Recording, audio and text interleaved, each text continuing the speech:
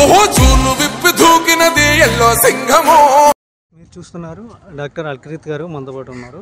ఆయన ఎన్ఆర్ఐ హాస్పిటల్లోనే general డెంటిస్ట్గా work చేస్తున్నారు.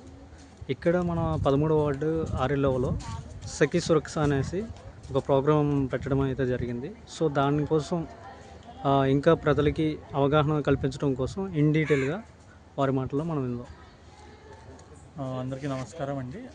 సో ఫస్ట్ ఆఫ్ ఆల్ ఏంటంటే ఈ మధ్యకాలం ఫీమేల్స్కి అనేది బ్రెస్ట్ క్యాన్సర్ కానీ, సర్వైకల్ క్యాన్సర్ కానీ, ఓరల్ క్యాన్సర్ కానీ కేసెస్ అనేది చాలా పెరిగాయి. సో దానికి అవేర్నెస్ కోసం, వాళ్ళకి తెలియాలి కోసం, వాళ్ళు ఎలా చెక్ చేయాలి, వాళ్ళు ఏం చేయాలి అనేది అదంతా చూస్తూ మా ప్రభుత్వం చంద్రబాబు నాయుడు గారు ప్రభుత్వంలో ఇది సఖీ సురక్ష క్యాంపులు అనేది పెట్టడం అనేది జరిగింది. ఇది అనేది మొత్తం ఆంధ్రప్రదేశ్లోనే అవుతాయండి.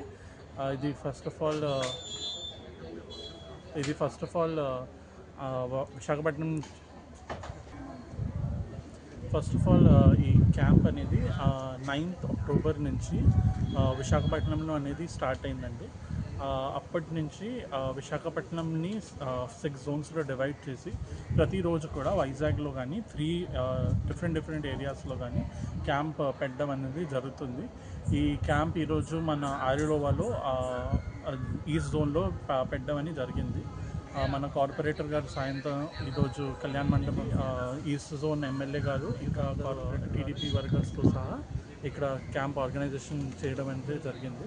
ఇక్కడ క్యాంప్లో ఏం చేస్తున్నామంటే, క్యాంప్లో మనం ఫస్ట్ ఆఫ్ ఆల్ 30+ ఫీమేల్స్ని అందరూ డోక్రా వాళ్ళందరూ కానీ అడుగుతామంటే ఫ్యామిలీలో ఎవరికైనా ఏమైనా ఉన్నాయంటే వాళ్ళకి మెడికల్ వాళ్ళు ఏం వాడుతున్నారు, మెడిసిన్స్ ఏమైనా వాడుతున్నారంటే అది అడుగుతున్నాం. దాని తర్వాత మేము వాళ్ళని అడుగుతున్నాం. ఫస్ట్ ఆఫ్ ఆల్ మీకు ఓరల్లో ఏమైనా ఇబ్బంది ఉంటే అది మేము చూస్తున్నాం. నెక్స్ట్ వచ్చేసి బ్రెస్ట్ క్యాన్సర్ గురించి వాళ్ళని అవేర్ చేస్తున్నాం కి యాజ్ అ ఉమెన్ వాళ్ళు ఎలా ఆ బ్రెస్ట్ క్యాన్సర్ అనేది వాళ్ళు సెల్ఫ్గా ఎలా డయాగ్నోస్ చేయగలుగుతారు.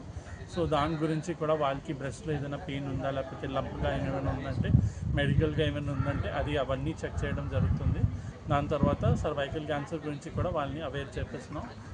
వాళ్ళు గైనక్ ప్రాబ్లమ్స్ ఏమైనా ఉన్నాయంటే అది కూడా ఇక్కడ స్క్రీనింగ్ అనేది జరుగుతుంది.